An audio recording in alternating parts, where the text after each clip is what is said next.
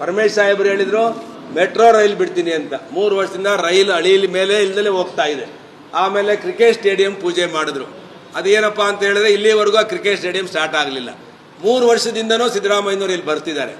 ಏನಕ್ಕೆ ಬರ್ತಿದ್ದಾರೆ? ಪರಮೇಶ್ವರವ್ರು ಕರ್ಕೊಂಡ್ ಬರ್ತಿದ್ದಾರೆ, ಗೊತ್ತಿಲ್ಲ. ಸಾಧನಾ ಸಮಾವೇಶ ಇಲ್ಲೇ ಯಾಕೆ ಮಾಡ್ತಾರೆ? ಪರಮೇಶ್ವರವ್ರು ಮುಖ್ಯಮಂತ್ರಿ ಆಗಬೇಕು ಅಂತ ಮಾಡ್ತಿದ್ದಾರಾ, ಇಲ್ಲ ಸಿದ್ದರಾಮಯ್ಯ ರಾಜೀನಾಮೆ ಕೊಟ್ಟರೆ ಆಗಬೇಕು ಅಂತ ಮಾಡ್ತಿದ್ದಾರಾ? ಅದು ಭಗವಂತನಿಗೆ ಗೊತ್ತು. ಪರಮೇಶ್ವರ್ ಸಾಹೇಬರು ನಾನು ಹೇಳೋದಿಷ್ಟೇ, ನೀವು ಸಿದ್ದರಾಮಯ್ಯನವ್ರು ಕರ್ಕೊಂಬಂದಿದ್ದೀರಾ. ನೀವು ಸಿದ್ದರಾಮಯ್ಯನ ಕರ್ಕೊಂಬಂದಾಗ ಶಂಕುಸ್ಥಾಪನೆಗಳನ್ನು ಮಾಡಿಸಿದ್ದೀರಾ. ಆ ಕೆಲಸಗಳಿಗೆ ಏನಾದ್ರು ₹1 ಹಣ ಬಿಡುಗಡೆ ಆಗಿದೆ ಅಂತ ತಿಳಿಸಿ, ಒಂದು ವೈಟ್ ಪೇಪರ್ನ ಹೊರಡಿಸಿ. ನಾವು ಅವತ್ತು ನಿಮ್ಮ ಜೊತೆ ಬಂದು ಭಾಗವಹಿಸ್ತೇವೆ.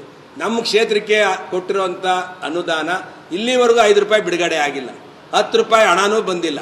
ನಾವು ಮುಖ ತೋರ್ಸೋಕ್ಕಾಗ್ತಿಲ್ಲ. ಕ್ಷೇತ್ರದಲ್ಲಿ ಒಂದು ಬಡವ್ರಿಗೊಂದು ಮನೆ ಕೊಡಲಿಲ್ಲ, ಬಡವ್ರಿಗೊಂದು ಸೈಟ್ ಕೊಡಲಿಲ್ಲ, ಬಡವ್ರಿಗೊಂದು ಹಕ್ಕುಪತ್ರ ಕೊಡಲಿಲ್ಲ, ಒಂದು ಬಡವ್ರಿಗೆ 25 kV TC ಕೊಡಲಿಲ್ಲ.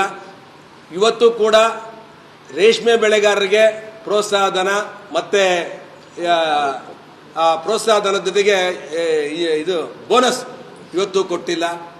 117 ಪಿಂಚಣಿದಾರರುಗಳಿದ್ದಾರೆ, 17 ವೆರೈಟೀಸ್ ಆಫ್ ಪಿಂಚಣಿದಾರಿದ್ದಾರೆ. ತಿಂಗಳಿಗೆ 848 ಕೋಟಿ ಬೇಕು. 3 ತಿಂಗಳಿಂದ ಪೆನ್ಷನ್ವರೆಗೂ ದುಡ್ಡು ಕೊಟ್ಟಿಲ್ಲ. ಇವತ್ತು ಸರ್ಕಾರ ದಿವಾಳಿ ಆಗಿದೆ. ಈ ದಿವಾಳಿ ಮುಚ್ಕೊಳ್ಳೋಕ್ಕೆ ಜನಗಳಿಗೆ ಸಾಧನಾ ಸಮಾವೇಶ ಅಂತೇಳಿ ಇವತ್ತು ಮಂಕ್ ಪೂಜೆ ಇರ್ತಾವ್ರೆ. ಇವತ್ತು ಸಮಾವೇಶ ಮಾಡೋಕ್ಕೆ ದುಡ್ಡಿಲ್ಲ. ಯಾವುದೋ ಪಾಪ ಭೂಸ್ವಾಧೀನ ಮಾಡ್ಕೊಂಡಿರುವಂಥ ದುಡ್ಡನ್ನು ತಗೊಂಬಂದು ಆ ಬಡ್ಡಿ ದುಡ್ಡಿಗೆ ಕನ್ನ ಹಾಕವ್ರೆ.